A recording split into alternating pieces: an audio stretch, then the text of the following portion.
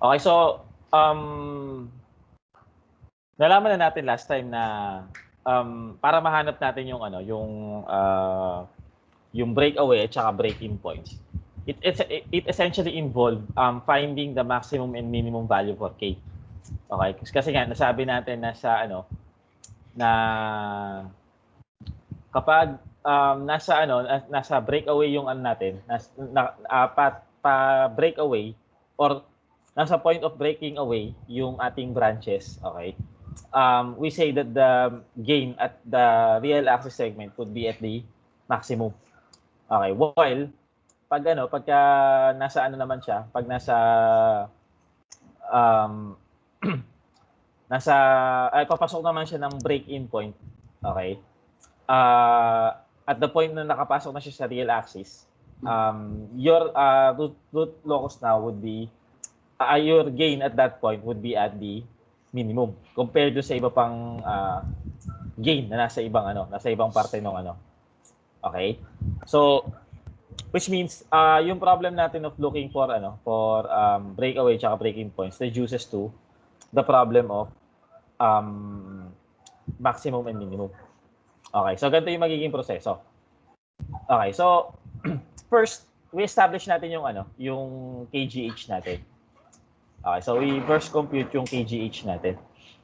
Okay, and take note that G and H would be a function of S. Okay, so magkakaroon tayo ng value ng S doon.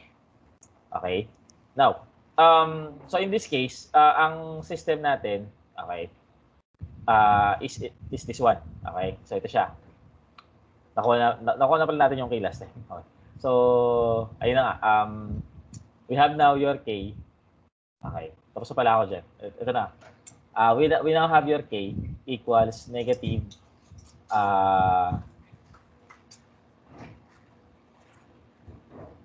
S square plus 3S plus 2 over S square minus 8S plus 15. Okay, so tapos nakita ko rin, kinuha na natin yung derivative dito.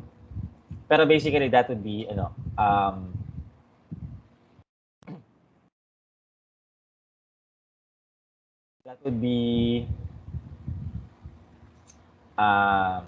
yung ilalim nito is S square minus 8S plus 15 square. Okay. Tapos yung taas nito is negative S square minus 8S plus 15 times 2S plus 3. So magiging plus ito kasi negative yung nasa unahan eh. So if this is negative, magiging negative to, magiging positive yun nandito. Okay, kasi remember they're opposite sides. Tama ba yun?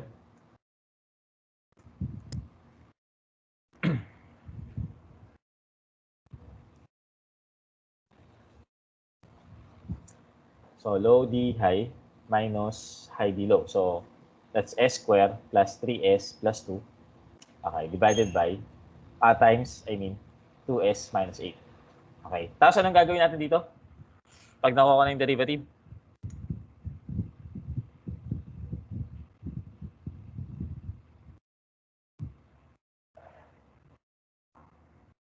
Anong gagawin natin pagkatapos natin makuha yung derivative?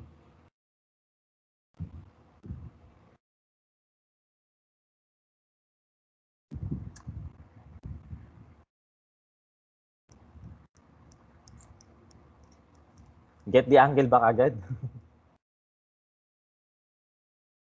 Hinahanap natin yung break-in tsaka break-in point at breakaway tsaka break-in point. Yun yung purpose kung bakit ko diniscuss sa inyo ito last time. Anong gagawin natin sa derivative pagkatapos natin makuha yung derivative?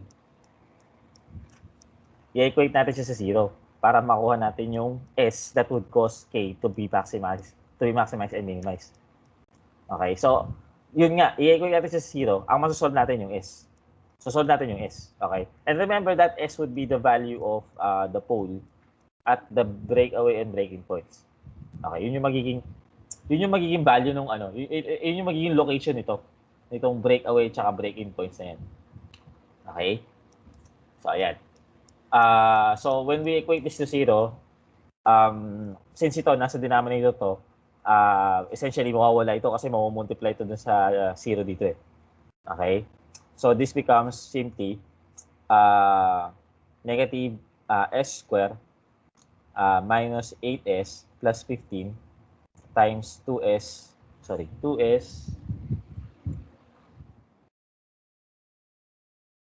ayun, 2s plus 3 plus s square plus 3s plus 2 times 2s minus 8. Okay? That will be equal to 0. Okay? Ngayon, itong term na to, lipat natin sa kabilang side para mag-positive siya. Okay? So, hindi, wag na. Kasi later on, isi-simplify ko rin pala ito. So, hindi ko na pala siya ililipat. I-multiply out ko na lang siya, pati ito. Pati itong kabilang, itong term na to. Okay, so, i-multiply out natin to. Take note ng negative yung unahan. So, ito muna. Ilan yan? Ako na lang sagot. That's 2s cubed. Okay, it's negative. Kasi negative siya dito. Okay? Then, next is 3s squared. Okay? Minus 16s. So, that's negative 16. Kaya lang negative. So, magiging plus 16s squared yan. Okay.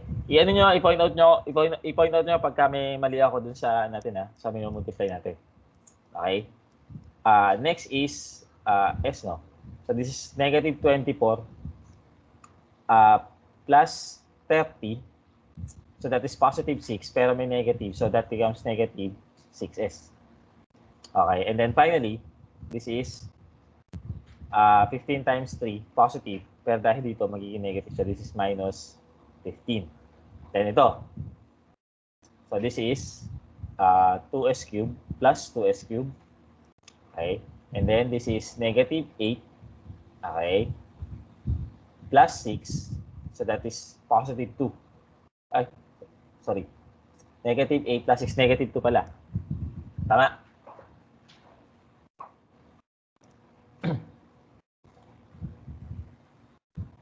Negative 2, no? So, this is minus 2. S square. Then, ito. 6 plus 4. Tama. So, that is plus 10. 6 plus 4. S. Okay. And then, minus 16 equals 0. Ako nga, 45. Sorry. Yan. Thank you. Okay. Tama, 45 to kasi this is 15 times 3. Okay. So, tama yun. 45, negative 45 nga siya. So, now, we combine the like terms. Okay. So, kung papansin natin outright, may eliminate ito tsaka to. Kasi yung isa negative 2s cubed, yung isa positive 2s cubed. So, may eliminate tsaka agad. Okay. Then next, this is negative 16s square. Mali ito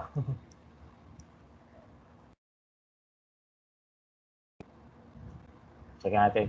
This is 6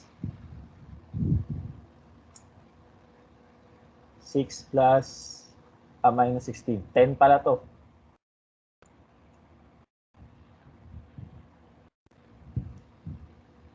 This is 6. Sorry. 6. 3 pala. Sorry. Ba yan?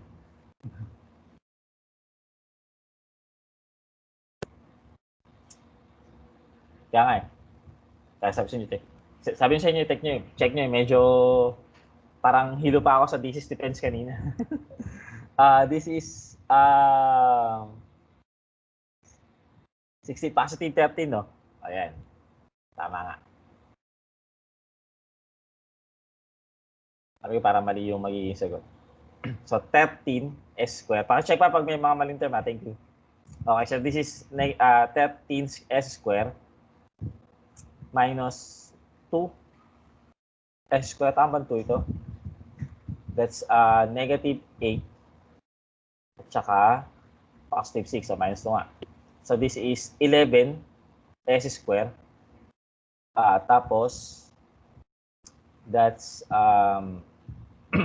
negative 6 minus 10. That's plus 4 s minus 61 equals 0. Tama ba?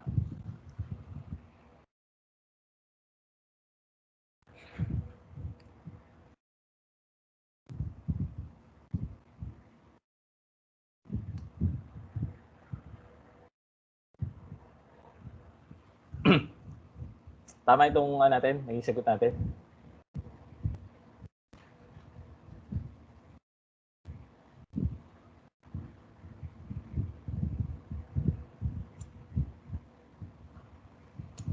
Mukhang mali.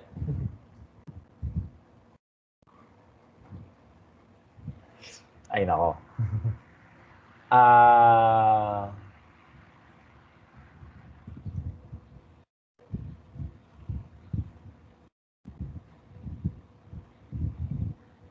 Nawala talaga ako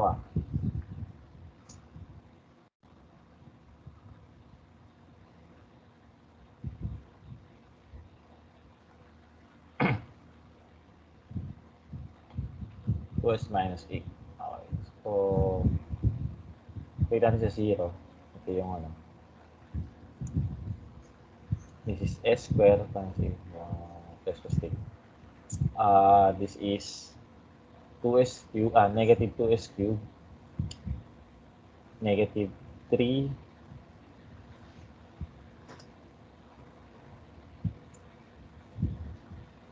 kaya nga, dapat 26 actually.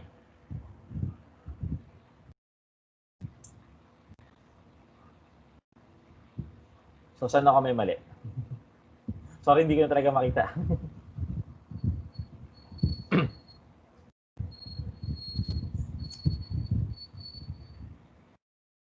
I'm pretty sure tama tong 11 tsaka 16. Ito yung puro problema ko.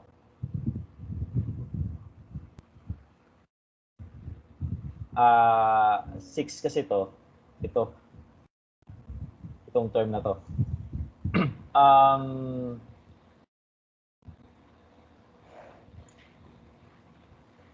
This is negative 8s square plus 6s.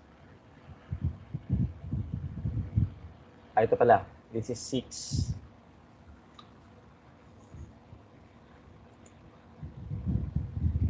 This is 24. Mali pala yung minumultiply ko. This is 24 at saka negative 24 plus 4. So that's negative 20. Ayun. Tama ako. Tama yung nakita natin. This is negative. Ay, iba lang ano. That's negative 20. Okay. That's negative 24 plus 4 eh. Okay. So, this is supposed to be negative 11s minus 26. Ayan. This is minus 26s minus 61. Ayan. So, from there, solve nyo yung s. Ano yung dalawang s natin?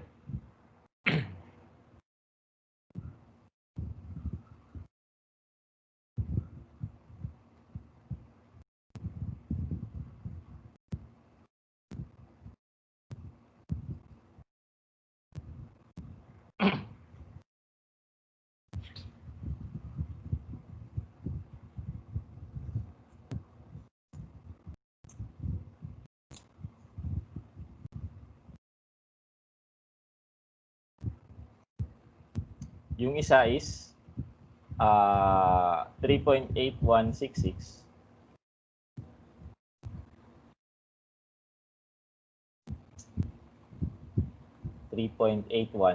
Yung isa, negative 1.4528.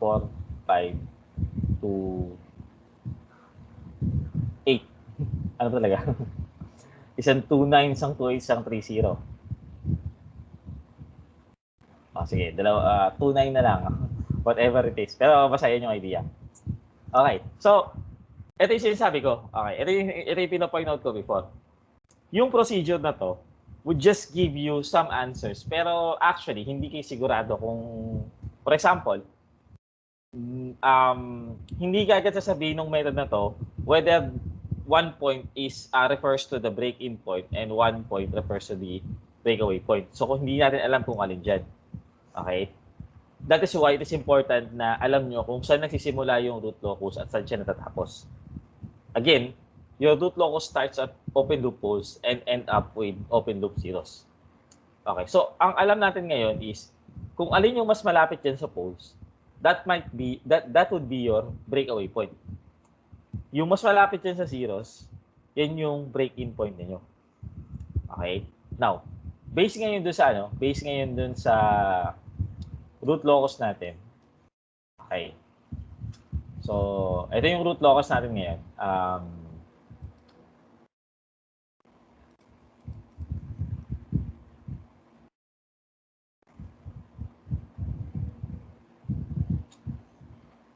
Erase natin muna yung mga value. Yan, erase natin sila.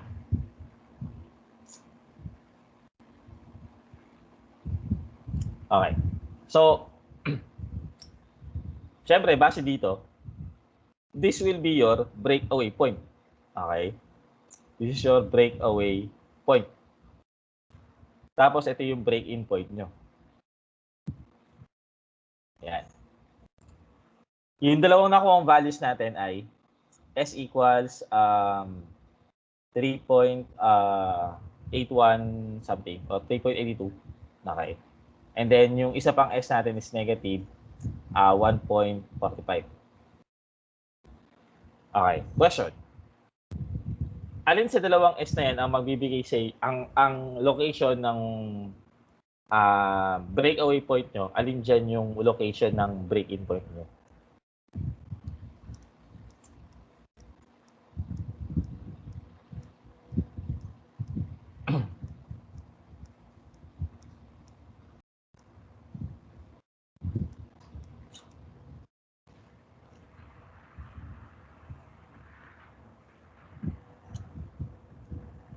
Alin yung breakaway point nyo? Alin yung break-in point nyo?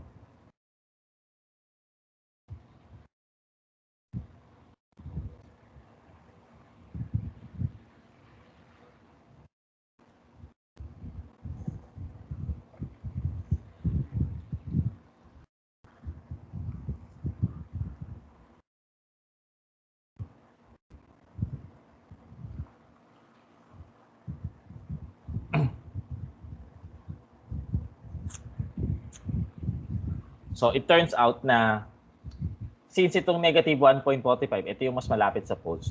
This should have been your, your breakaway point. Okay?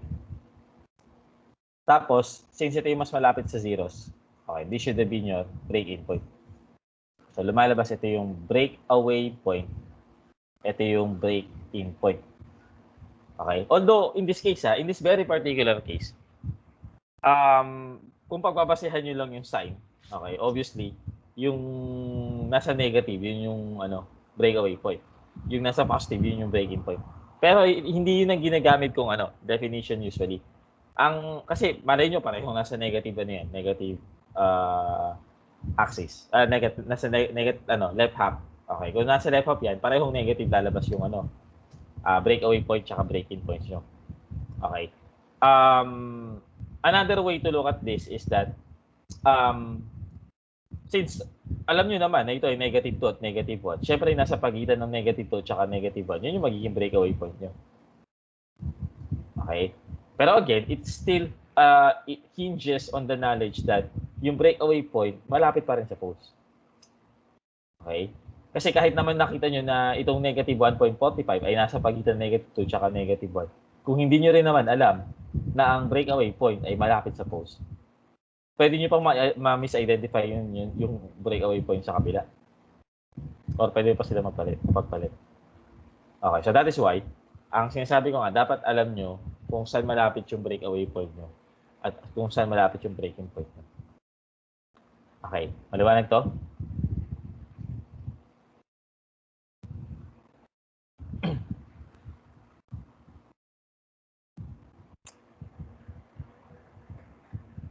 Okay. Now, there is another method na na pwede nyo ring gamitin. Okay? Na this time hindi niyo na kailangan gumamit ng ng differentiation. Okay? So, simply use this formula. Okay, pwede niyo gamitin tong formula na to. Ito. Okay. Where itong mga zeros dito sa side na yan, those are the negative of your zeros.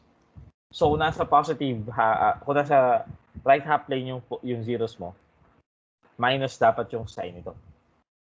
Okay? Kung nasa left half plane naman, positive yung, plus yung sign nito. Okay, ganun din to. Bali, yung zeros tsaka positive nito ko dito are the negative open loop, the negative of the open loop poles and the negative of the open loop zeros. Okay? So, in the previous example, okay, since, again, lagay natin dito yung open loop transfer function. So, this is k times s plus 3, k times s plus 5, over s minus 1 times s minus 2. Sorry, s plus 1, s plus 2. Okay? So, kung gagamitin niyo itong formula na to, syempre nakadepende kayo kung ilan yung poles at saka ilan yung zeros. Or ilan yung finite open loop poles at finite open loop zeros. Okay? So, now in this case, let's just simply apply the formula. Okay? So, since meron kang dalawang zeros na nag-iintay, you would have two terms para dito kasi dalawa yung zeros mo. So dalawa yung terms ng summation dito, which is this one and this one. So 1 over s, kahit s na lang gamitin niyo dito. S o sigma. Sigma kasi ginagamit natin para sa complex pole. Pero just in this case, since hinahanap natin yung breakaway tsaka break-in points na nasa real axis, we expect that our answers are real numbers. Kaya kapag kinalculate nyo, for example, ito. Ano kinalculate nyo ito? Okay, 4S. Okay. Magtaka na kayo kung hindi real number yung nakuha nyo. Okay, dapat real number kasi yung makukuha nyo dyan. Pag complex yung nakuha nyo, yun, baka may mali dun sa ginawa nyo. Okay? Pero hindi rin naman ibig sabihin na kapag real number na nakuha nyo, outright tama yun. Baka naman nagkamali kayo, for example, sa pagpindot ng calculus. Nagkataon na yung lumabas ay real number. Pero mali naman pala. Okay, so yun pa rin yan. Okay, so so yung magiging equation natin is something like this one. Okay, so again, since dalawa yung zeros ninyo, tsaka dalawa yung poles ninyo, you would have two terms for each side. Okay? So, ayan. Now, kapag ito, sinimplify ninyo, okay, actually, babalik kayo dun sa quadratic formula na palabas natin kanina. Okay? That's, ayun. Parang ito yung pinaka-shortcut kasi nung meron sa taas, nung differential calculus. Well, dito lang, wala lang differentiation na required. Okay, para makuha niyo yung quadratic formula na to. Okay, and again, pag sinolve niyo to using calculator, lalabas itong dalawa.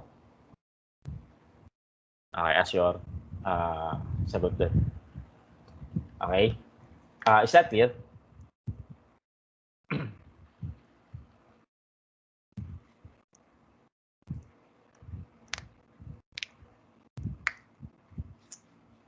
Okay, so class sandali lang may tatayo lang ako sandali at may kukunin lang ako.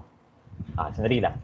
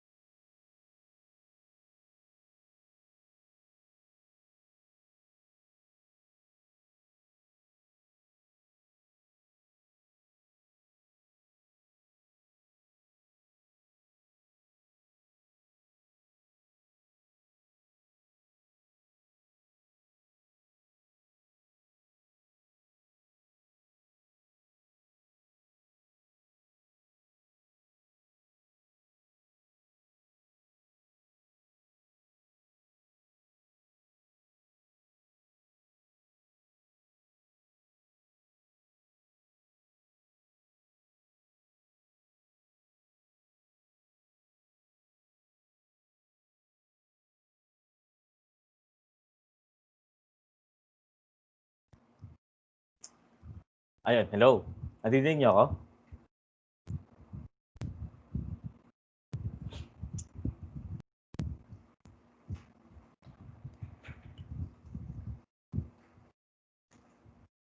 Okay. So, ang next na na pag-uusapan natin is yung J Omega Axis Crossing. Okay, so itong J Omega Axis Crossing is basically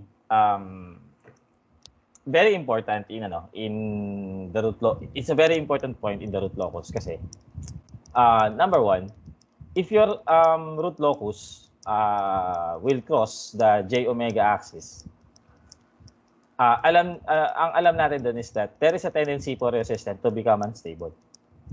Okay? So, may certain values of K that will drive yourself, that will drive that will drive the system into stability. Okay? Kasi nga, after ng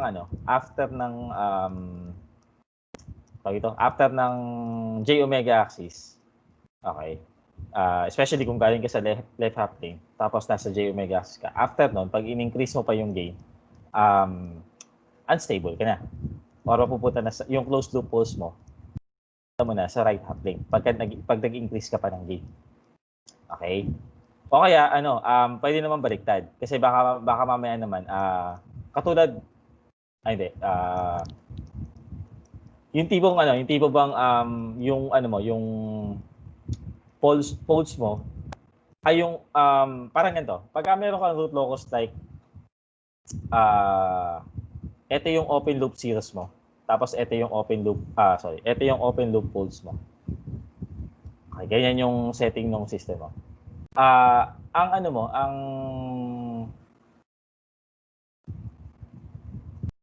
sira ng root locus mo.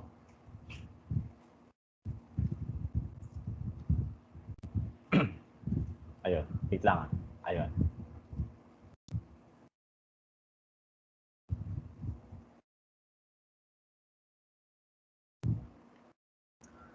Parang ganito.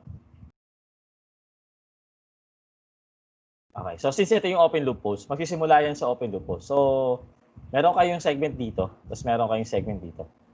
Okay. Then what would happen is that somewhere between here, magbe-break away yan, pupunta yan dito. Okay. Same thing with this one. Kasi nga symmetrical sila with respect to the x-axis. Now, take note that at some point here, okay, kulang lang yung drawing ko. Pero at some point here, your system would actually be going into the stable region. Kasi ang direction ng root locus mo is pag ganito. Okay, papunta siya dun sa kabilang side. Dahil nga again, magsisimula ang root locus niya sa pulse, magtatapos sa 0. So, ibig sabihin, galing yung root locus niya dito. Papunta siya dun. Okay, now, once your root locus enters or crosses the J omega axis, pag tinaas niyo yung gain niyo, okay, dun pa lang magiging stable yung system. Okay? So, ayun. So, hindi kasi katulad ito baliktad. Parang ganito, ang scenario dito is that dapat your gain should be at least a certain number para maging stable siya. Okay? Tama. Baliktad yung drawing ko. That should be at least. So, ayun na nga. Tama, at least. Ay, at most pala. Anak na. Teka, nalilito ako. Basta meron siya pinakamababang value. Okay? Tapos, kailangan itaas nyo pa yung gain para, siya, tama, at least nga. So, ayun. Yun yung isang scenario. Okay. Dito naman, yung scenario nyo dito. Okay. Merong upper limit yung gain niyo kasi once na itaas nyo pa yung gain nyo, beyond that upper limit, okay, your system would be driven into stability. Okay. So, dalawa yung scenario na pwede nyo tingnan dyan. Okay? Maliwanag to?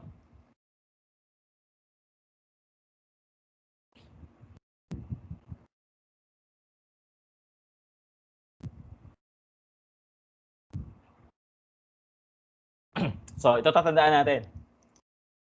the J omega axis crossing is a point on the root locus that separates the stable operation of the system from the unstable operation. So yun yung boundary for your system to become unstable at saka to be stable. Okay? Now, the value of omega, okay, at the axis crossing yields the frequency of oscillation. Okay? So, kung saan man siya nagko-cross dun sa J omega axis niyo. Sa J omega axis niyo. Okay. Yung value ng omega, yun yung magiging frequency ng oscillation. Kasi at that point nga, nag-o-oscillate na yung system niyo. Okay? So, ayun. Now, in this case, yung yung value ng K, okay, when your root locus crosses the J omega axis, would be the largest possible value. Okay, before your system is driven into instability. Now, dito naman, baliktad. Okay? Dapat yung K ninyo would reach a certain minimum value. Okay, para maging stable siya. Now, how do we find now those J omega axis crossing, yung S, okay? Tsaka yung gain associated with that particular closed loop. Okay. So, ang kailangan natin dito is yung route Hurwitz criterion. Okay? Pero tatandaan nyo na kapag nag-route Hurwitz criterion kayo at binigyan kayo ng unity feedback system or any system na merong feedback, okay, or any system that has a certain that has more subsystems. Okay? The only way na magagawa nyo ito or para ma-analyze nyo is hanapin nyo yung closed loop equivalent system niya. So, kailangan ma-reduce yan into single block. Okay? Kasi yun yung yung mahanap nyo dun is the closed loop transfer function. And again, we analyze stability based on closed loop poles. Okay? Pero ang meron lang kasi kayo dito, for example, ay open loop poles. Yung kulay green, open loop poles yan. Yung kulay blue, yun ang closed loop poles. Pero, depende yun sa value pa ng K. Okay? Each value of K actually sets, okay, a certain point here para maging closed loop pole na siya. Okay? So, ayun. Maliwanag ba yung gagawin pagka pinapahanap yung J omega axis? Route Hurwitz criterion yung gagawin dito, yung gagamitin dito.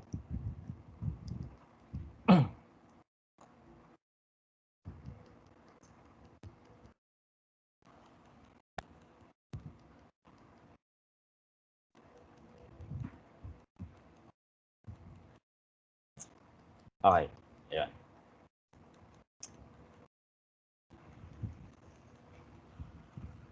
Now, sige, bago ituloy ko na pala to. So, kung hahanap natin yung J omega axis crossing nitong system natin. Okay, itong system natin. Again, i-reduce ko muna yan sa single block. Which should be this one. Okay? So, now, what would happen is that galing dito, kukunin ko yung denominator nito. Tapos gagawa ako ng route table para dyan. Okay? Nasusundan yung steps?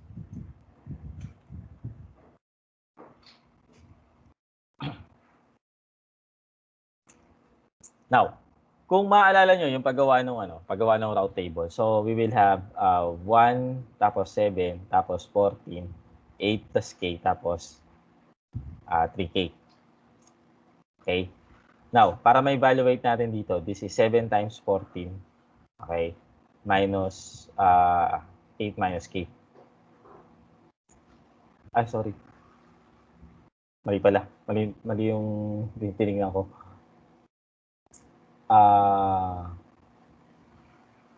Tama pala. 7 times 14 minus 8 times K. Okay, so that's 7 times 14 minus 8 plus K. Okay, so ano yung 7 times 14? 8, 98? Tama?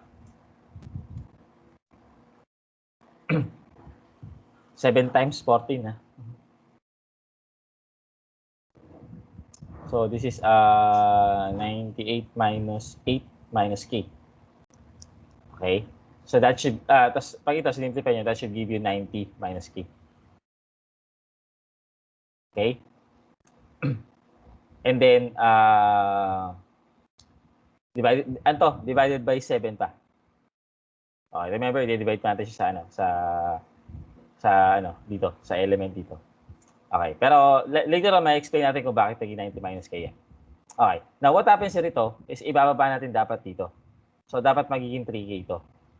Okay, pero ang ginawa nga niya, since merong over 7 to, minultiply niya itong entire s square row ng 7 para maging 90 minus k tsaka 21k na lang yung elements. Okay, wala na siyang fraction. Okay, now, again, in a similar manner, ito, makukuha natin yan from this times this minus this times this. Okay, so yun, medyo may quadratic na to, no? Magiging, medyo magiging problema na to. Okay, and then, pero nevertheless, itong last entry natin is ito. So, galing yan dito, since wala namang element to, automatic kung pupunta dito. Okay, now this is your completed route table. Okay? Okay. Tapos, ulitin lang natin na ang hinahanap natin ay j omega axis. Okay. Now, meron tayong pinag-aralan na na tatlong cases sa route table. O tatlong cases na pwedeng kalagyan ng route table niyo. Number 1 is the regular case. Okay. Or the basic route table. Okay. Number 2 is you have a 0 only in the first row. In the first column. Okay. So, again, yung second scenario, second possibility natin para sa route table ninyo is you have a 0 only in the first column. Okay. Tapos yung third scenario is that your entire row becomes 0. Okay. Now, ang question is, which of these cases possible ang j omega axis holds? Alin sa tatlong case na yon, yung pwede yung omega axis pose. Pwedeng magkaroon kayo ng pose sa j omega axis. Okay? So, sabi nga ni Mr. Pastrana, yung entire row ay 0. Actually, yung third case. Case 2 is yung meron lang kayong 0 sa first column. Okay. Ang problema lang nun is that it would hinder you to compute the next rows dahil nga may 0 doon sa first column. So may 0 doon sa isa sa column. Okay. Pero of all the three cases, ang magbibigay lang sa inyo ng poles at the j omega axis is the entire row 0 case. Yun lang, wala nang iba. Okay?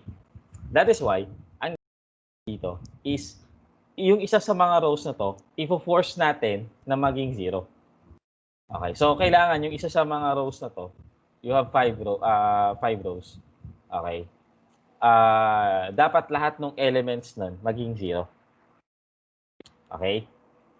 And ito tatandaan nyo, maghahanap lang kayo dun sa add powered row. Kasi kung matatandaan nyo yung procedure ng entire row 0 case, pagka halimbawa nag-0 yung entire row ninyo, okay, say halimbawa yung s raised to 1, ang binabalikan nyo ay s square. Okay? Tapos, ang susunod doon is, bubuo tayo ng polynomial based doon sa kung ano yung nasa s square row. Okay? At yun yung tinatawag nating even polynomial. Doon natin isinisisi na yung yung route table nyo nahati sa dalawa. Okay? Yung isa para sa even polynomial, yung isa para sa others. Okay?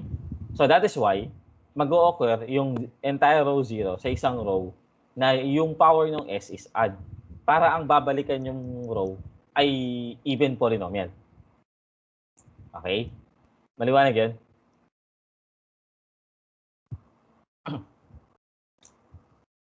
So kung maghahanap kayo ng isang row dito na i-zero nyo, dahil nga gusto nyo magkaroon ng entire row 0, okay? Ang best candidate dito ay ito. Yung nasa s raised to 1. Okay? Why? Siyempre, hindi nyo pwedeng tingnan yung s raised to 2 na row. Okay, again, yung kailangan balikan natin yung even polynomial na magiging na nag-cause kung bakit nag-entire row 0. Okay? So kapag ito yung nag-0, okay, ito yung babalikan nyo, yung add polynomial sa taas niya, which is incorrect. Okay, and second thing, kahit tingnan nyo yung coefficients, that's 90 minus k. Okay, tapos that's 21k. Paano nyo isa-set yan na mag-entire row 0? Okay? Without actually having to choose k equals 0. So medyo imposible 'yun, di ba? So ang pinakamadaling gawing 0 dito, entire row 0 to is tong s raised to 1. Okay? So yung mangyayari diyan is yung yung negative k square minus 65k plus 720 over 90 minus k.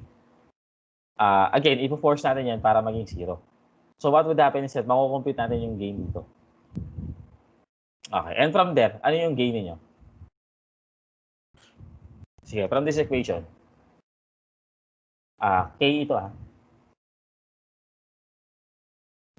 So ano yung magiging value ng k niyo dito? Okay, so 9.6456. Ay, sorry.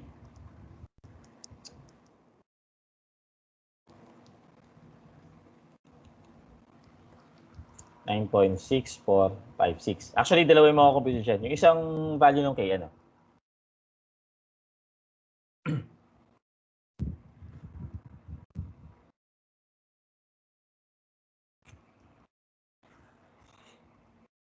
negative 74.6456. Okay. Tatandaan nyo, pag nagsosolve kayo ng quadratic, lalo dito sa pangagantong part, pag nagsosolve kayo ng quadratic equation, asahan nyo na dalawa yung sagot nyo. Okay? And, kailangan nyo tingnan mabuti. Okay? Kasi, it is possible na magagamit nyo pala yung dalawang sagot. Okay? So, in this case, obviously, hindi nyo magagamit yung parehong sagot kasi itong pangalawang sagot na to ay negative. Okay, so kung negative yan, wala na kagad sa root locus natin yan kasi we are only considering your root locus to be positive, to be defined for positive gains only. Kumbaga, dapat k is greater than 0. Since ito, negative 74 to, so obviously, hindi to kasama sa root locus. Kaya i-discard natin ito.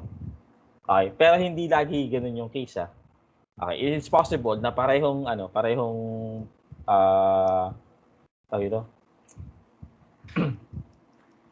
value ng k dito ay parehong positive. Okay? At parehong usable siya or pareho siyang sagot sa tanong. Okay, so posible naman 'yun. Okay? Pero outright kapag negative yung gain. Tapos wala namang I mean, alam natin na merong restriction sa value ng gain which is supposed to be positive. Okay? Then your gain should be discarded. Okay? Maliwanag yung pag-handle ng sagot.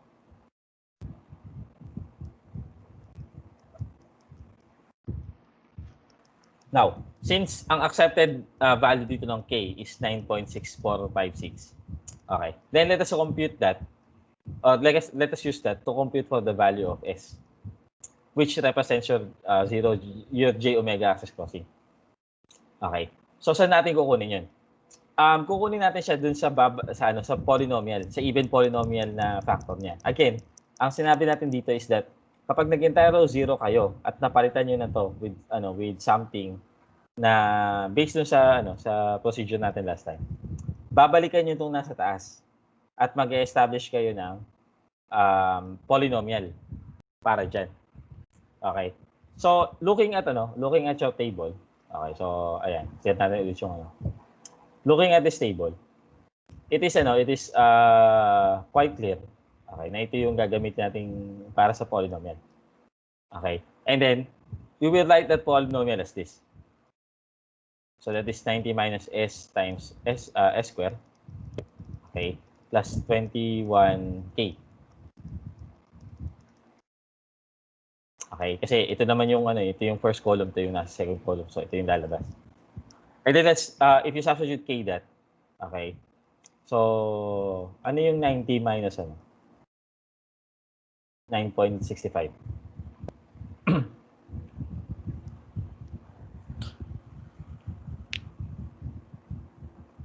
So 80.35.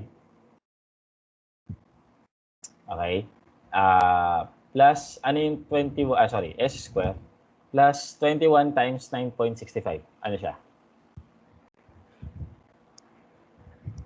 202.65 equals 0. Di ba yan yung magiging polynomial? Hindi pala ganyan pag-asa. This should be equal sa b. Ayan. Tama. Yun yung polynomial na i-consider yung pagkukuhanan ng pamalit para sa row na to. Okay. Pero kapag ka nagde-determine tayo ng j omega axis crossing and ng stability basically.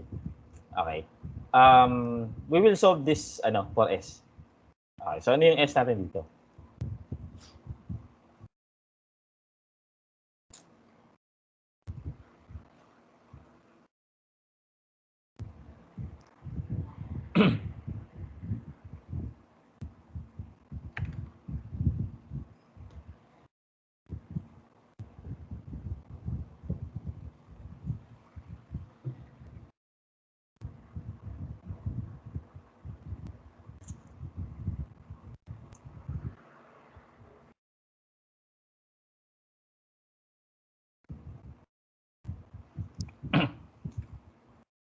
So this is ang lalabas dyan is plus or minus j 1.59.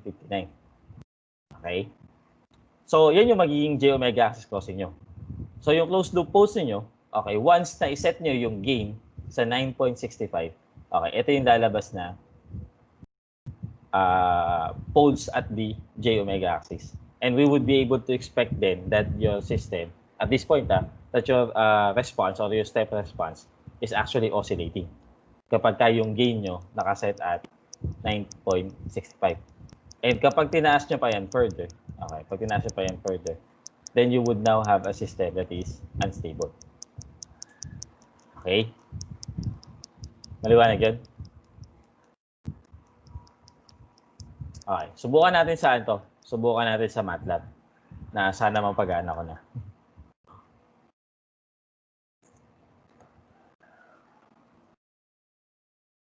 Na-demo ko na ba sa inyo to before? Yung paggamit ng ng MATLAB to generate the root locus.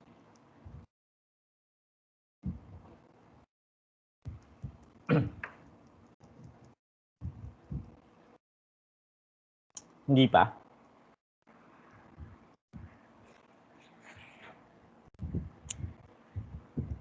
Okay, mukhang hindi pa. Okay.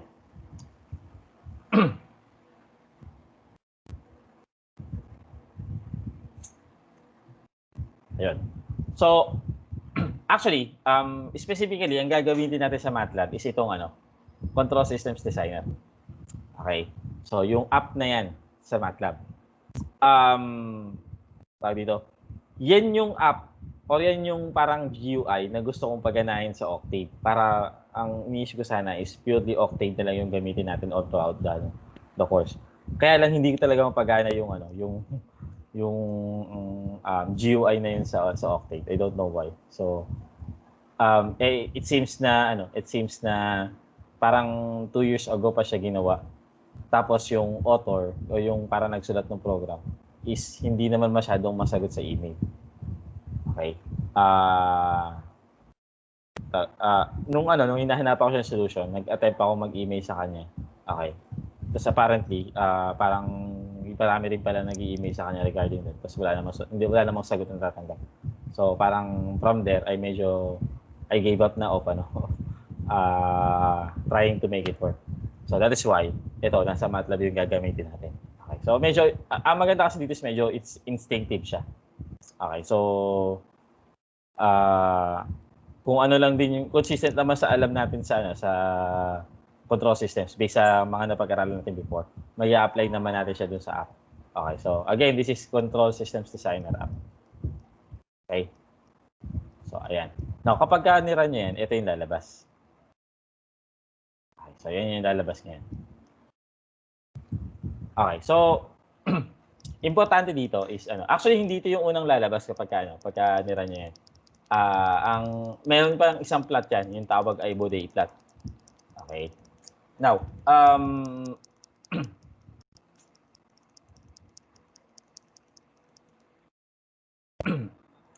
close ko muna yung Bode plot kasi wala naman tayong paggagamitan.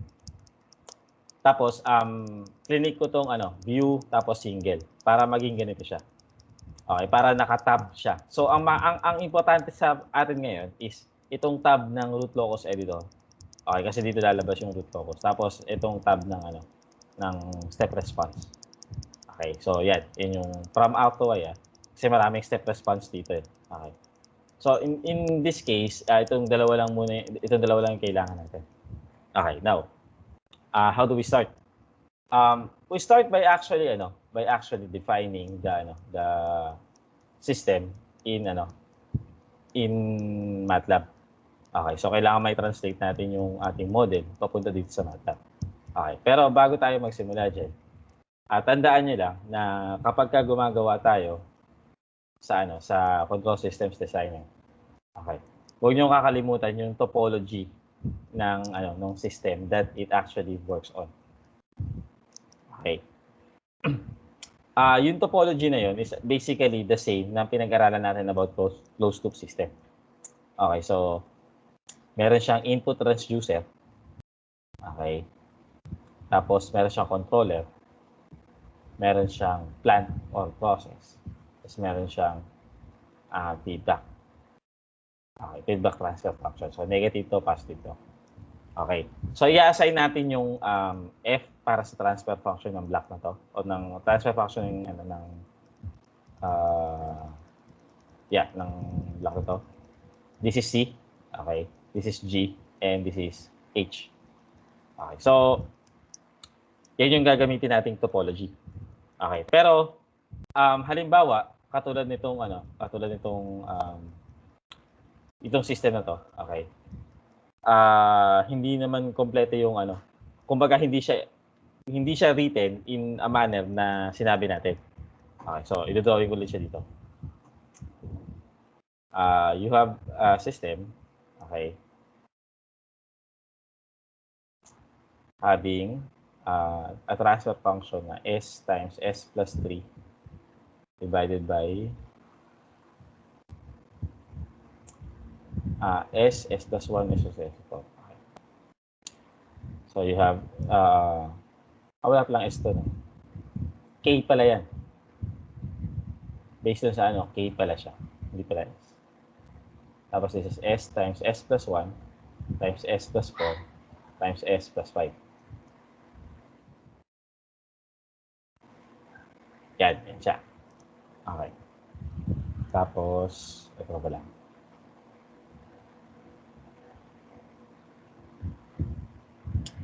So, ayan. So, ang tanong is, paano nyo ipapattern ito dito? Okay.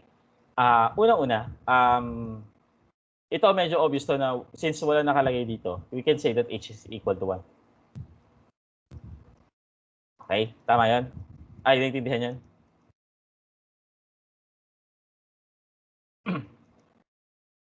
Okay. Now, yung next is ito, yung F, yung input transducer niyo. Obviously, since hindi rin siya hindi rin siya explicit dito, that means na meron kang block dyan, tapos 1 lang din yung value ng F. So you can say that the value of the transfer function of this input transducer is 1. Okay? Now, ito yung importante ngayon. Itong K, since yan yung i-design natin, okay, yan yung hahanapan natin ng value para ma-meet ang certain or ma-meet ang certain requirement In this case, yung location ng poles sa J omega axis, yun yung requirement natin. Your K is actually our design block. Okay? So, actually, itong block na to, yung nakikita nyo dito, is actually one of the methods by which we can actually control your system using a technique we call cascade compensation. Okay, so cascade compensation kasi yung controller natin nakakascade dun sa ating processor plant. Okay, pero nevertheless, tandaan nyo na itong ilalagay o gagamitin nyo sa K, yan yung mga bagay na gusto nyo kontrolin dun sa control system nyo. Okay, so in this case, ang i-design natin is K. Kaya yung K ninyo nandito sa nandito. Okay. Now, finally, yung may iwan ngayon out of that, okay, is G. Okay, may question ba?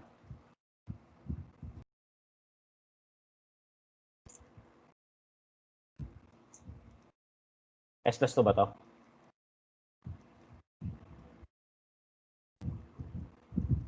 S plus 1. Ano nilagay ko? Sa S plus 1 ito. S plus 2, S plus 4. Wala pa lang S plus 5. Mukhang naubusan nga ako ng utak dun sa defense kanina. Anyway, so S plus 1, S plus 3, S plus 2.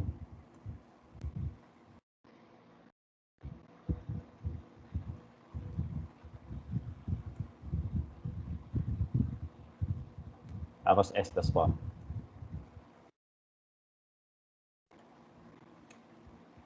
Yan. Okay na. Okay. Now, that, so, yun nga, may F equals 1 tayo, tapos may H equals 1 tayo, tapos meron tayong G. Again, yung K, ilalagay natin sa C. Okay. Pero, the more important thing is that your G should be,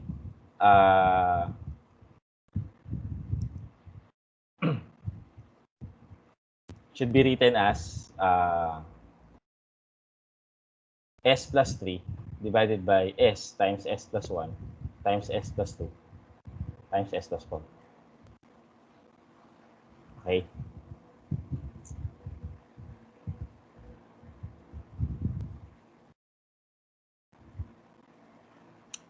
Okay, so, ayan. So, F, G, tsaka H. Tapos yung C natin, alam natin na yung K. Okay, so, yun yung kailangan yung gawin kapag gusto nyo i-pattern yung yung problem na binigay sa inyo, papunta dun sa gagamitin nating model. Actually, ito yung gagamitin natin topology pag nilagay natin siya sa control systems. Okay. And the important thing to remember in that is itong F, itong H, at saka yung G. Okay, because the app could actually just ask you for these three. Okay? And then, alam niya na ngayon na yung i-design nyo is yung value dito, which is K. Okay? Maliwanag yun?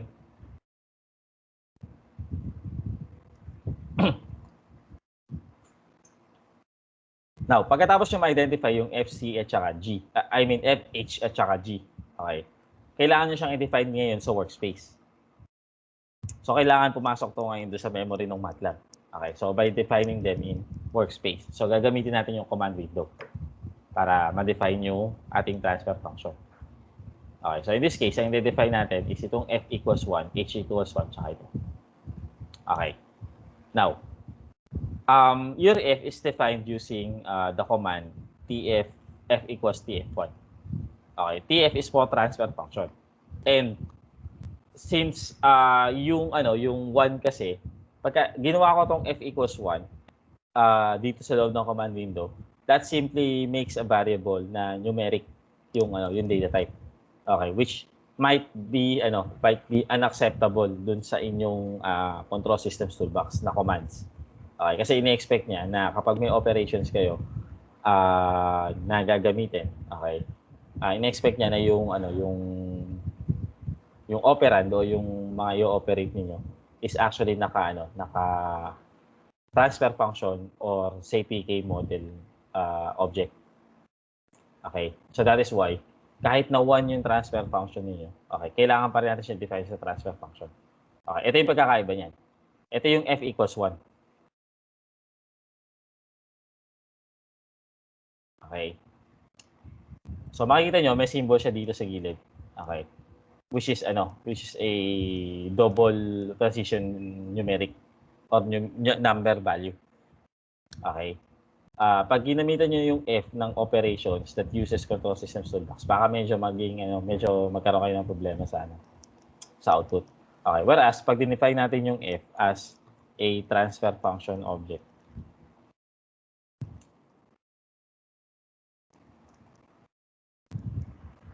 so ayun, makikita nyo na object na siya ngayon and it's a 1x1 TF.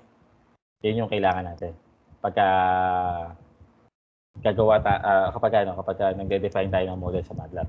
So pag numeric yung model, kasi direct proportion siya, for example, kailangan siyang gamitin ng TF para maging transfer function object siya. Okay? Maliwanag yan?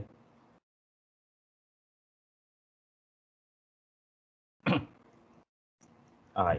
Class, excuse lang, sandali ulit. Ano lang, mga 2 minutes lang.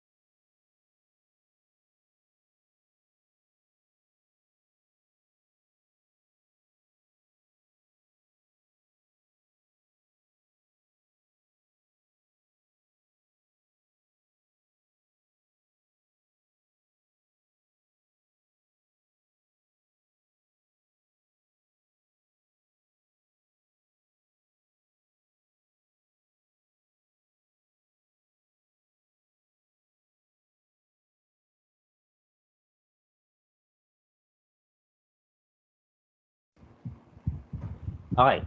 So, andyan pa kayo?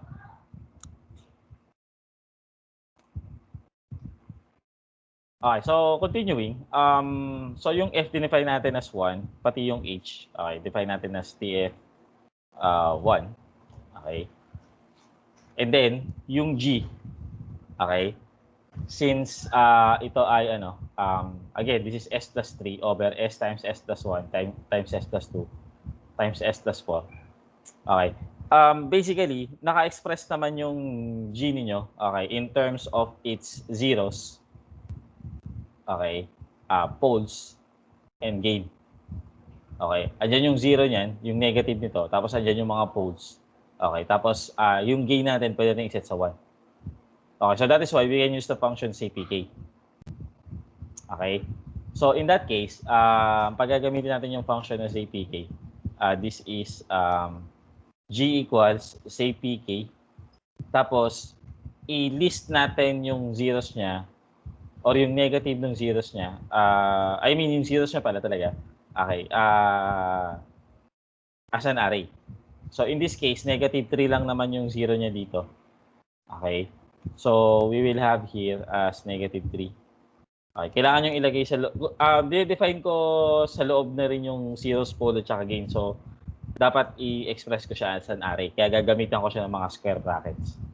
Okay, para ma-define ko na yun ay actually an array. Okay, so that's -3 para sa zeros. Tapos para sa poles, you have yung pole para dito is 0. Dito is -1. Dito is -2. This is -4.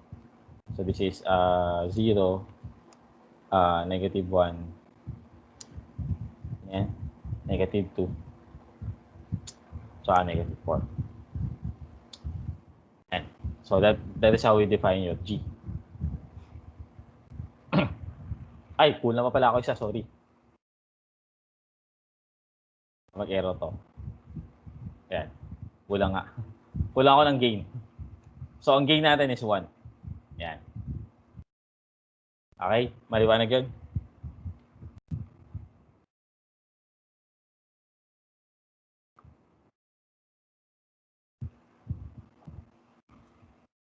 So, yan. So, clearly, ngayon, kita nyo na yun nga yung transfer function niyo. Okay? So, ang point dito is that kailangan yung system niyo ma-define nyo sa workspace.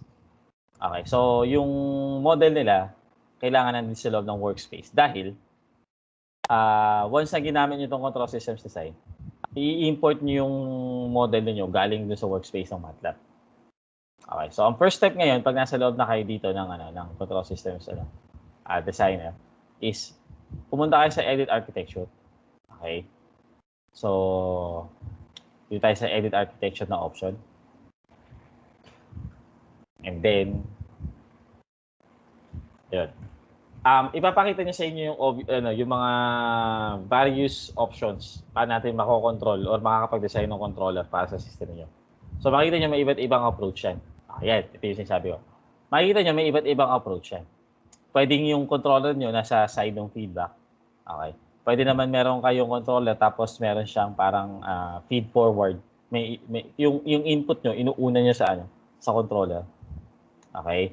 Pwede naman ganito and ganito and ganyan. So, mga different approaches yan of designing the control system. Okay? With a controller or with a compensator. So, at this point, yung paggamit ko ng term na controller at compensator, kung mapapansin nyo, napagpapalit ko siya. Okay? Pagka medyo mas tumagal pa kayo sa pag-aaral ng control systems, pati yung tuner na tinatawag. Okay, so tuner, compensator, controller, sa konteksto ng control systems, madalas interchangeable yung mga terms na yan. Okay. Pero in this case, and in all the cases that we will discuss, okay, beyond this is itong architecture to. At yan lang yung gagamitin natin. Okay? Maliwanag yun?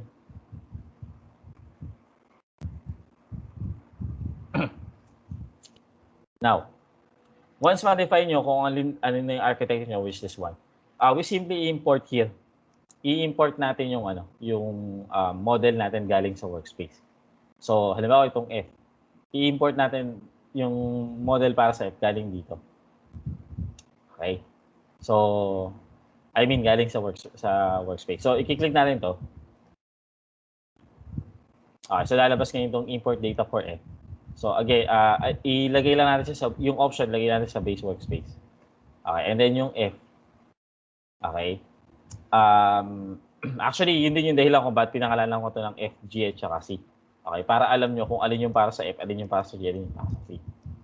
Lalo na kung medyo marami na kayo model. So, ayan na nga. Ito yung F, ito yung G, ito yung C, yung H. Okay.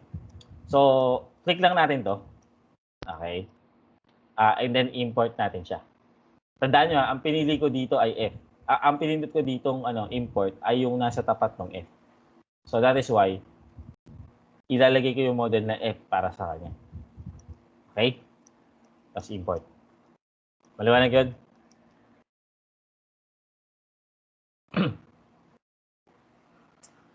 Okay, so good. Yung G ngayon, import natin siya. Okay. Siyempre, SG. So, import natin. And then, finally, yung H. Okay. So this is H. Import natin. So again F para doon sa F dito. G. Okay. Para doon. And then finally H para dyan. Okay. Now once you click OK here, magi-sketch na yan ng root locus. So, yun ang medyo hintayin natin.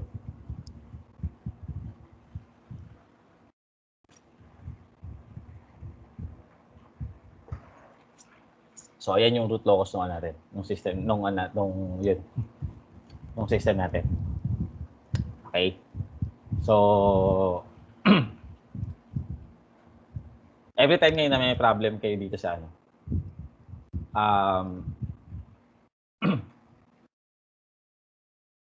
saglit lang Ang weird ng root locus niya.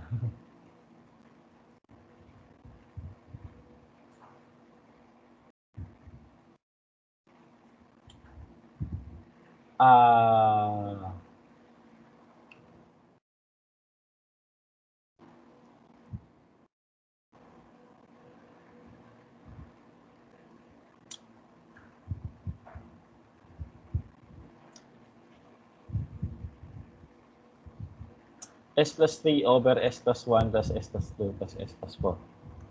Check natin yung model sa MATLAB. Ayun. Sabi ko na Mali yung natin, yung isang pole natin. Negative po rin nakalagay dito kasi nakalimutan ko lagyan ng negative sign tong So, i-correct natin siya.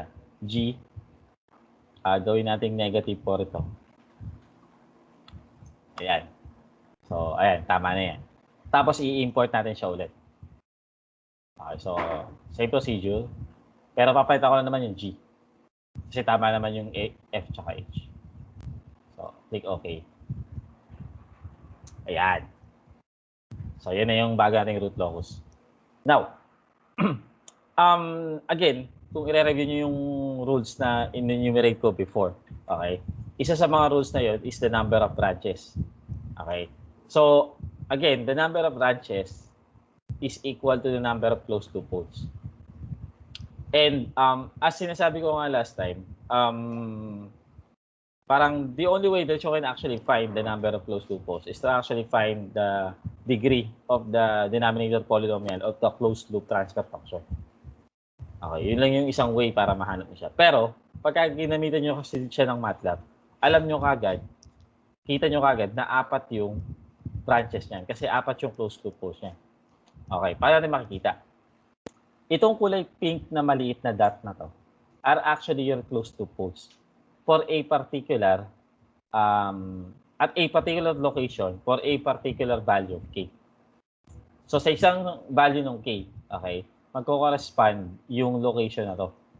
Okay, pero actually kapag sa isang value ng k, 4 na poles kagad dyan.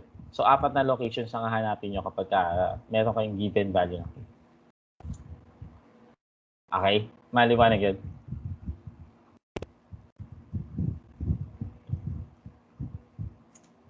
Okay. Now, isa sa importanteng bagay dito na pansinin nyo mabuti is that itong mga poles na to, unang-una, itong mga poles na to, o yung mga closed loop poles natin na kulay pink, okay? Actually, they move as one. Ibig sabihin, pag ginalaw ko yung isa, gagalaw yung other 3. Okay? So, pag ginalaw ko yung ng palaki, okay, lalagpas din ng certain value yung yung root locus niyo. Ayan, gagalaw siya. Okay, so that is why, kapag ginagamit nyo to, tandaan nyo na baka 1 o 2 poles lang ang ginagalaw nyo, pero take note na lahat ng poles sabay-sabay yung ginagalaw. And therefore, pag ni-report nyo ito later on, dapat ma-report nyo lahat ng location ng mga poles, yung resulting location ng mga poles for a particular value of k. So in this case, hindi lang isa yung i-report ko, 4 yung i-report kong locations. Halimbawa, may pinapahanap sa aking certain location dyan. Mamaya i-demonstrate ko. Pero halimbawa, mayroon pinapahanap na certain location sa akin dyan. Okay?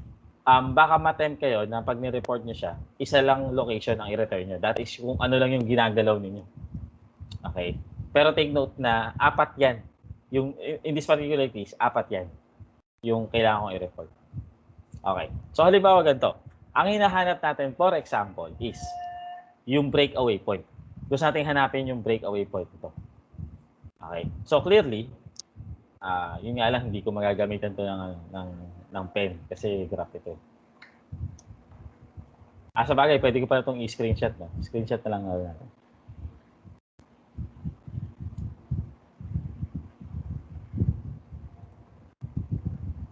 Tapos, lagay natin sa OneNote. Ayan, para pamarkahan ko.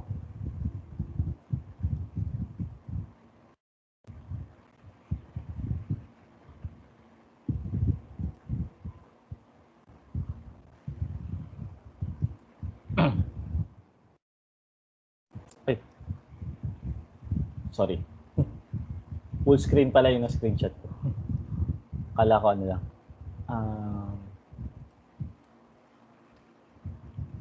Isa pa.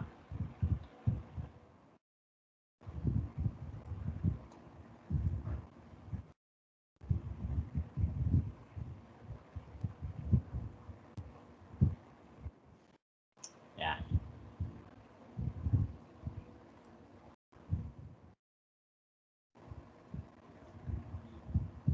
So, ito siya, no?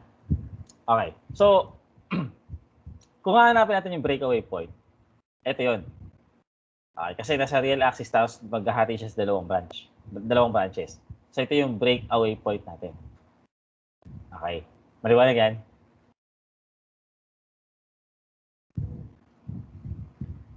Okay. Now, to find this location using MATLAB, ang gagawin natin is i-drag natin tong poles na to.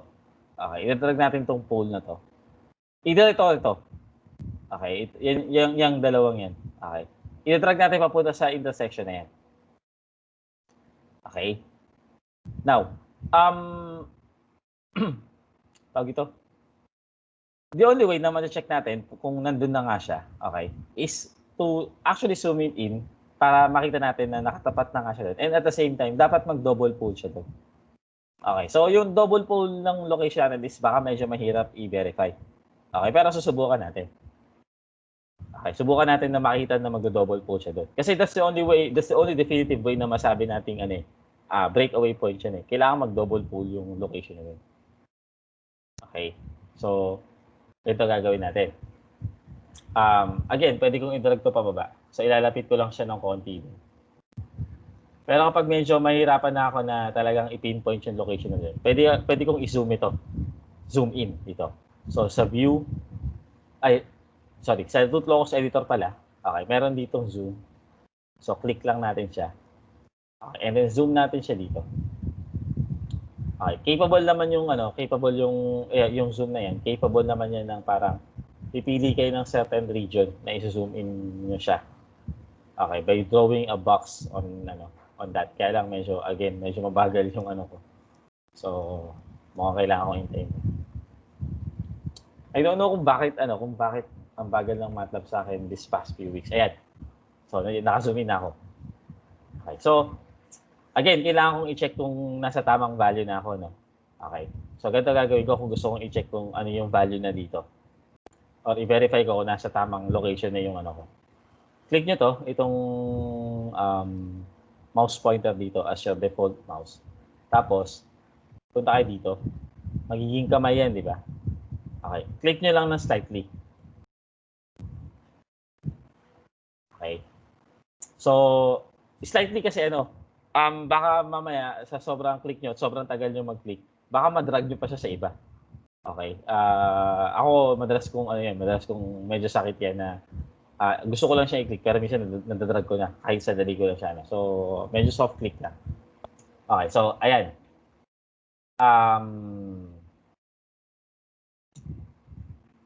So, ngayon, pagka-click nyo dyan, okay, pansinin nyo dito sa bottom ng screen niyo. Okay. Hindi ko may turo pero ito. Ay, nawawala kasi pagka kaya ayoko tanggalin yung mouse.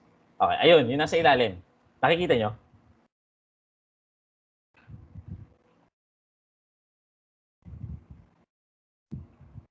Okay, according dun sa information na nasa bottom ng ng root locus editor natin. Nasaan yung current location nung poles niyo o nung closed loop poles niyo? Nasa negative 0.435. Okay, so nababasa nyo nga. Okay. Now, i-check pa natin kung talagang na-pinpoint talaga natin siya. No? Kasi hindi pa tayo, baka hindi pa kayo masyadong confident dyan. Okay. So, pwedeng i-check pa natin by actually zooming in some more. So, medyo i-zoom in pa natin siya ng konti. Okay. So, ayan. Now, in this case, it seems na medyo okay naman na yung napili natin location. Kasi hindi ko naman nakikita na magkaiba talaga yung yung location ng isang pole dun sa kabila. Okay, and at the same time, it is clear na yung ating current location ay real number na. So it's likely na ito na nga yung hinahanap kong breakaway point. Okay? Now, you can verify that using yung methods na inaral natin kanina para mas confident din kayo na tama yung nire-return ng results natin. Okay? So that's your breakaway point. So okay to, maliwanag to.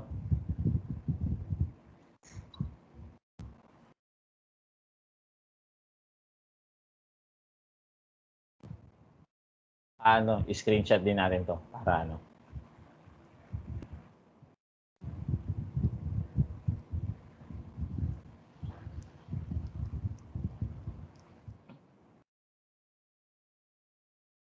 O, lalabas.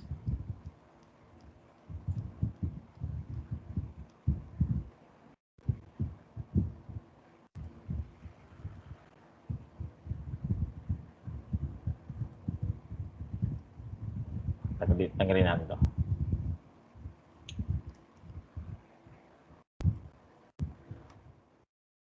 Tapos lagyan natin yung screenshot natin. So, ayan.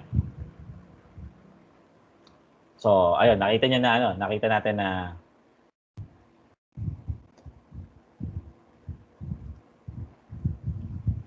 nakita natin na lumalabas sa inyong root locus. Ito, ang location niya ay ito. Okay. And that should come up as your breakaway point. Okay? So, yun. Maliwanag to, ha? Sige. Now, next na pwede natin hanapin is yung J omega axis crossing. Okay. So, using this root locus editor pwede natin din mahanap yun. Okay? So, zoom out muna tayo. Okay. May question ba?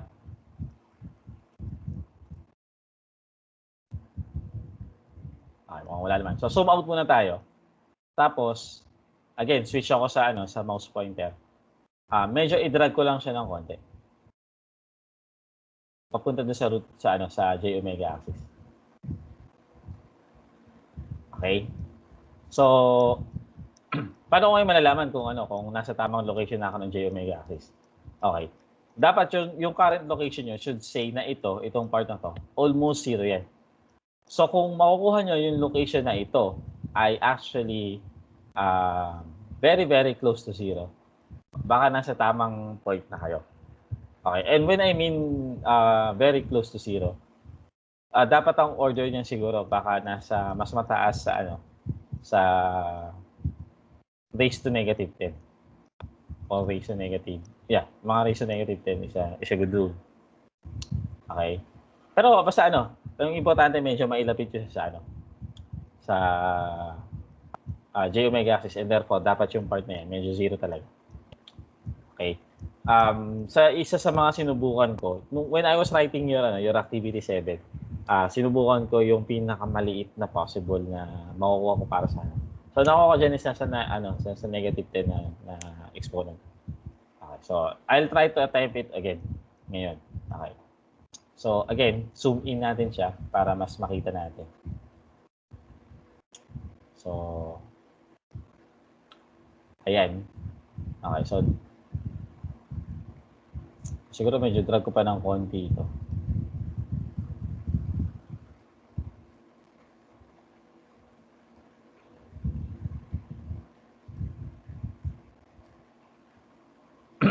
Ayan, nakita nyo na mayroon pang may space pa. So, baka possible na ilapit ko po siya. Ayan, yung exponent niya raised to negative 5 na. So, try pa natin ng isa. So, nakita nyo may gap na naman siyang konti na. So, i-close pa rin natin yung gap. Pero ipapan ko muna ito para medyo nakagitna. Then, pan natin siya.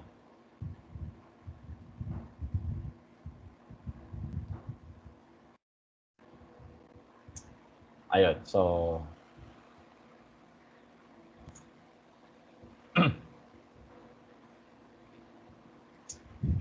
ayan, raised to negative 6. Okay na siguro to. So sabihin natin na yun yung okay. Now, actually, isa pang medyo magandang indication dyan is, tingnan nyo yung step response nyo. Okay, pagka ganyan pa yung step response nyo, ibig sabihin nasa pa yan, nasa stability region pa yan. Wala pa yan sa J omega axis. So may magagawa pa kayong paraan para kasi kung undamp siya talaga, dapat makikita nyo nag-oscillate siya dito. Okay? So in this case, lang yan, this is still underdamp. Okay, nasa underdamp section pa rin siya ng root locus niyo. So sige, medyo na ako. Sabi ko tama na, di ba? Pero parang medyo na nakita ko yung graph eh. Ayan. So, itry pa natin. So, drag pa natin siya konti. Ayan. Raised to negative 7. Check natin yung step response. Medyo nagdi-decay pa rin. So, sorry, medyo na-OC ako sa part na to kasi kasi sa manual yun nakuha ko eh. Ayan.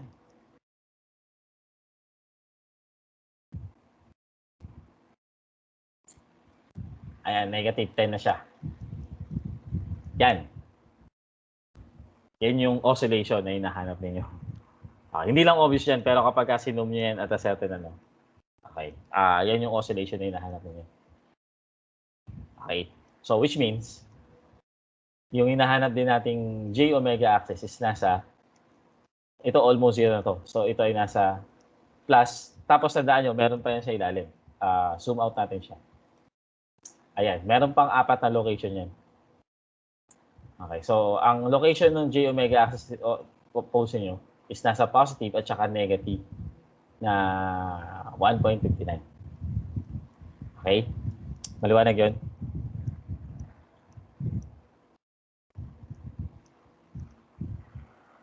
So tama yung nasa computation nyo, no? Kasi yung kina-compute natin is plus or minus J 1.59. Di ba? Pero ito, ang wag niyong kakalimutan, okay? Baka kasi kailangan pa to. Although na-set niyo na yung location ng dalawa, okay? Baka kailangan niyo, for example, sa mga future reports niyo, yung location din nito tsaka nito. Okay? Wag niyong kakalimutan yung ibang poles. Okay? Maaaring ito yung pinagalaw sa inyo or dinesign niyo. Okay? Pero wag niyong kakalimutan tong iba. Kasi baka mamaya kailangan sa report nung kailangan sa parang presentation niyo. Okay, nung lahat ng sagot niyo, for example. So, alamin natin yung location yan by actually clicking on it. Pero again, soft click lang kasi baka mamaya madrag niyo yan. Magbabago yung location nung pinwestern yung poster. So, ito doon nasa negative 2.62. Okay, this pole is at negative 2.62. Okay, and then ito naman finally nasa negative 4.38. Okay, nakita nyo yung mga location?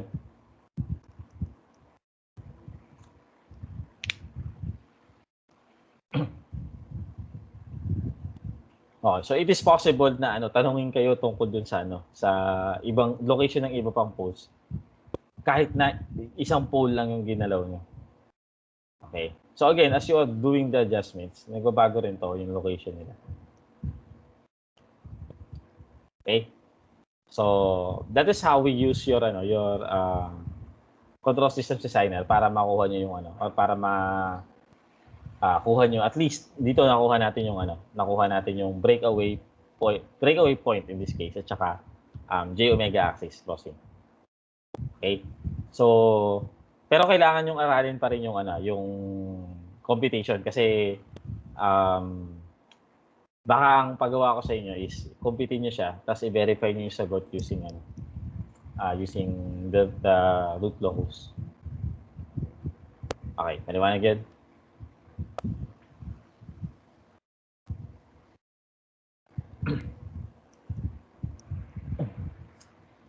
Okay. So kung ano kayo, kung meron na kayong MATLAB at meron ma-access nyo na itong Control Systems Designer, I'd suggest I'd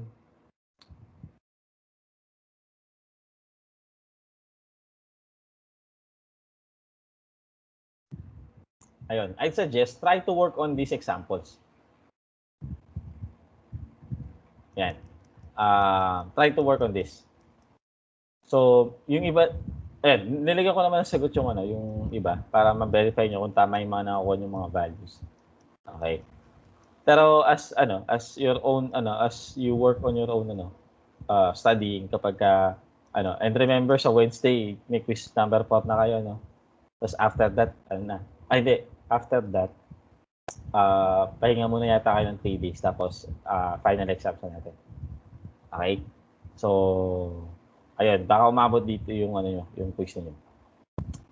So please try to study. Okay, kung paano niyo ma-generate dito. Okay, and then paano niyo makukuha itong mga values So that's for example 7.12, 7.13. Tsaka 7.12 tsaka 7.13. Okay? Maliwanag to.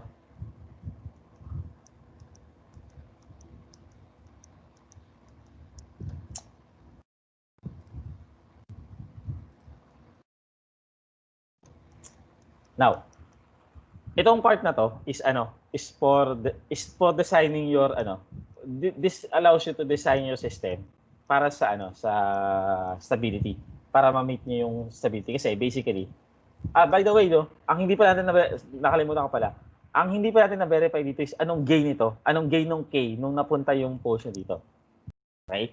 So nakalimutan natin. Makukuha niyo yun dito. Dito sa sa side ng data browser, i-click niyo tong C. Okay?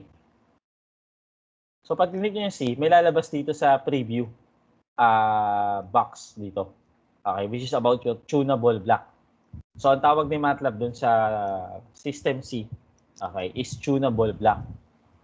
Okay, or tuner. Okay. Or sabi natin compensator or controller. Kaya nga sabi sa inyo later on, mapagpapalit-palit natin yung mga terms na yan. Okay. And the gain at that block C is 9.6456. Ang nakuha nyo is 9. Ito rin natin nakuha nyo nung naka-4 decimal places, di ba? Okay, so basically, ayun, nabe-verify niya yung results ng calculations natin. Okay? Maliwanag to?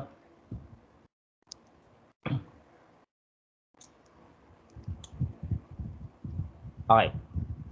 Now, there is one thing na gusto ko na lang idagdag, okay? Which is meeting certain transient response requirements by gain adjustment. Okay, so medyo mabilisan lang. Kasi total nakita niyo naman na kung paano ko sineset yung mga poles papunta sa isang location within that root locus.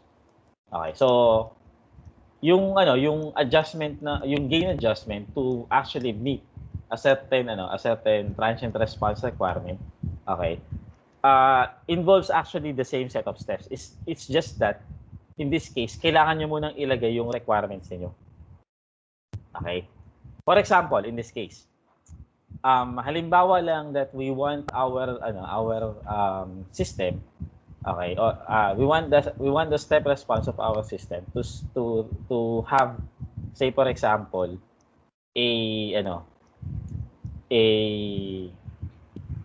an overshoot of 20%. Okay, halimbawa gusto natin magkaroon ng 20% overshoot. More or less yung ating system. Okay, by adjusting the value of K. Okay, maliwanag yung problem sa inyo. Again, ang gusto natin mangyari is we would like our system to exhibit 20% overshoot sa kanyang step response. Okay? So, ganito gagawin natin. Yun na nga, kailangan nyo munang ilagay yung requirement niyo. So, para mailagay nyo siya, okay, ito yung mouse, no? Right-click, kahit saan dyan sa white field na yan. So, may lalabas na context, context menu. Design requirements. Okay? Then, click new. Okay?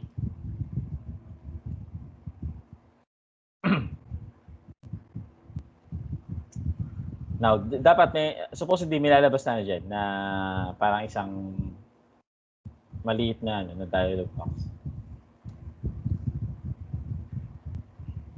Okay, so apparently wala pa siya.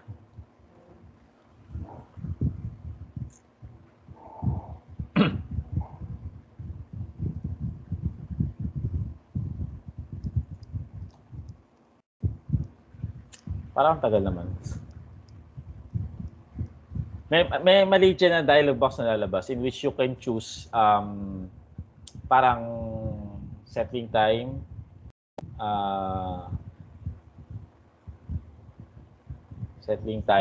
damping ratio, overshoot. Okay, as ayan. Wala tuloy. Ayan, so ito, nakalagay dito, design requirement type. So pag nyo yan, ayan, ito yung mga pwede nyo iset na mga design requirements. So in this case, ang design requirement natin ay percent overshoot for example. Okay, at ang requirement ninyo is actually 20%. Okay. Actually, specifically, nakalagay dito sa actually less than 20%. Pero ipapaliwanag ko yan. So pag in-okay nyo siya, at naiset nyo yung 20%, since overshoot yung requirement ninyo, it actually draws a DR line. So, ang i-drawing yan dyan ay DR line. Okay. Yung white region represents the percent overshoot that are less than 20%. Yung yellow, okay, actually represents those game that produces overshoot that is greater than 20%. Okay. Since ang gusto natin ay eksaktong 20%. So, ilalagay ko yung closed loop poll ko dun sa mismong DR line. Okay. Dun ko siya ilalagay para yung complex polls ko magkaroon ng 20% overshoot. Okay. Pero take note na kahit na mailagay nyo siya dun, the step response might not exhibit the exact 20% overshoot na gusto natin. Okay. Bakit? Dahil may iba pa kayong polls. And those polls can actually affect the step response. Okay. So when we now say that we want, say, for example, our system to exhibit 20% overshoot in its step response, it actually meant that the complex roots that should dominate the response, okay, should have a DR that would produce 20% overshoot kung siya lang yung nandun at walang ibang polls. Okay?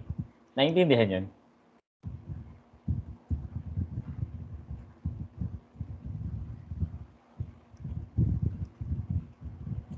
Okay, medyo surprising na naintindihan niyo yun sa unang sabi ko. Pero ang sinasabi ko dito is yung ibig sabihin na ang gusto nating overshoot ay 20% is not that your step response is exactly 20%. Okay? We just want your complex dominant poles or the complex poles that are nearest to the origin. Okay, we want those poles to exhibit a damping ratio that would actually give 20% overshoot dun sa kanyang sariling step response without the presence of other poles. Pero nevertheless, ganun pa rin naman yung ating gagawin. Ito, itadrag natin dun sa DR line. Yan. Okay. So, kung hindi pa kayo confident dyan, so zoom in pa rin natin siya. Yan. So, may discrepancy pa, no? So, isang indicator nyo dito kung nasa tamang location na ito. Katulad dun sa J omega axis. At tinitignan ko dun is yung location niya sa J omega axis. Dapat wala ng real part. Okay? Dito naman, pwede nyo malaman kung okay na kayo. Kasi nga, DR line to. So, computein natin yung, yung DR or yung damping ratio that is associated with 20% overshoot. Anong DR nun? Pagka ang overshoot nyo ay 20%. Naalala pa ba yung pag-compute? Gamitin natin yung formula ng ng percent overshoot in terms ng DR. So that should have been 20. Okay, that's the required percent overshoot. Okay. Nalagay ko. 20 equals okay, 100 e raised to negative pi alpha x over square root ng 1 minus alpha x squared. Okay, shift solve natin siya. 0.045. Parang bilis. Ayun. So, 0.4559. Okay. So, dapat ito, medyo mag 0.4559 yan. Parang layo. Parang may requirement ko.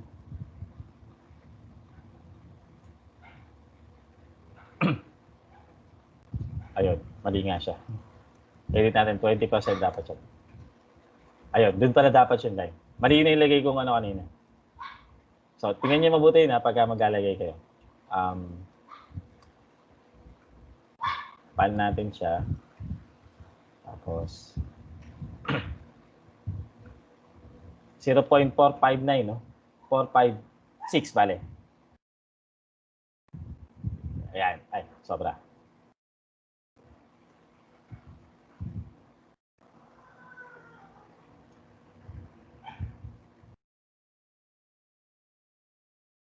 Zoom nga natin pa.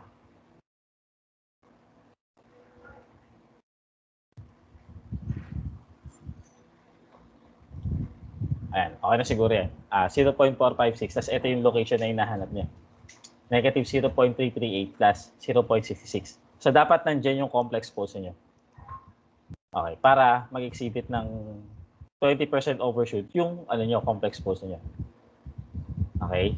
So, now, since na-set na natin yung yung complex dominant poles niyo. Okay, para mag-exhibit yung complex dominant poles niyo ng 20% overshoot as if sila lang. Okay? We now try to find other poles. So ito yung isa. So nasa negative 2.25 siya. Tapos itong isa nasa negative 4.07. Okay. And in fact, pwede nyo gamitin yung location na yun para mag-check if you can actually justify yung second order approximation. Okay? Kung maalala nyo, ang rule natin doon is dapat yung complex pose nyo, ito, dapat itong complex pose nyo is at least 5 times farther to this. Okay, so kunin nyo yung real part nito, i-multiply nyo ng 5. Okay, pagka yung 5 na yun ay umabot dito, ibig sabihin hindi kayo hindi justify yung second order approximation. So mag-expect talaga kayo ng variation dun sa requirement tsaka dun sa so pero in this case, check natin kung na-meet natin yung requirement. So click tayo dun sa sa step response. Tapos right click tayo dito sa field characteristics, pick response. Pero dito makita natin na yung inyong overshoot is ayun niya lumabas, niya siya. Pero actually malapit sa 20% yung nakuha natin Kita naman sa graph na malapit siya sa 20%. Without actually seeing kung ano yung lalabas dun sa 19.1. Ang requirement natin ay 20%. Okay? So, maliwanag yan.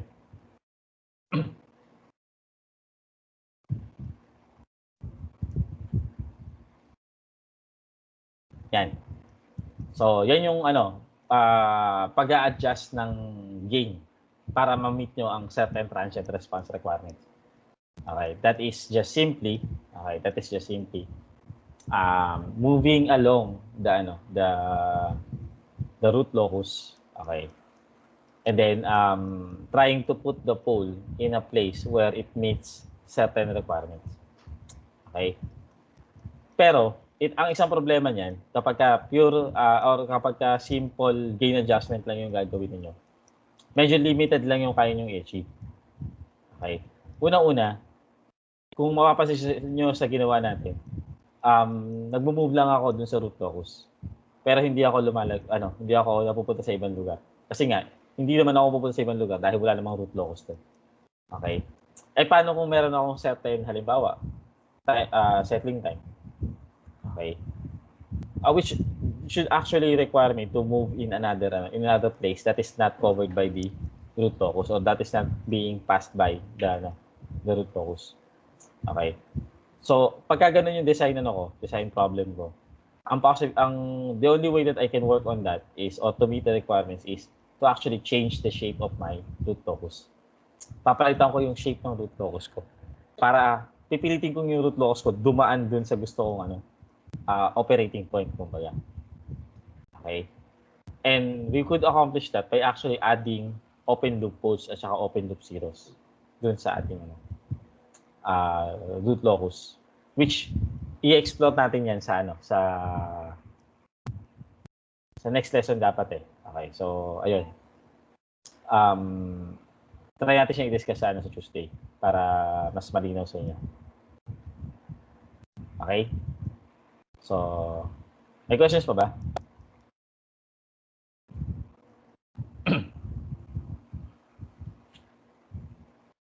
Okay, so it seems wala na. Sorry, medyo nag-overtime ako ng 4 minutes. Okay, so baka yung sa inyo may klase pa. Anyway, pasensya na. And thank you for attending today's meeting. Okay, so ayun, at least nakatapos tayo ng isang lesson. Okay, so again, a reminder, Wednesday quiz nyo. Okay. So yun lang muna for today. I'll see you again later. Paano magbura ng black axis pag nadagdagan? Ito. Pwede mong i-right click to tapos delete. Right click tapos merong option. Mag-right click ka doon sa yellow part. Tapos delete mo siya.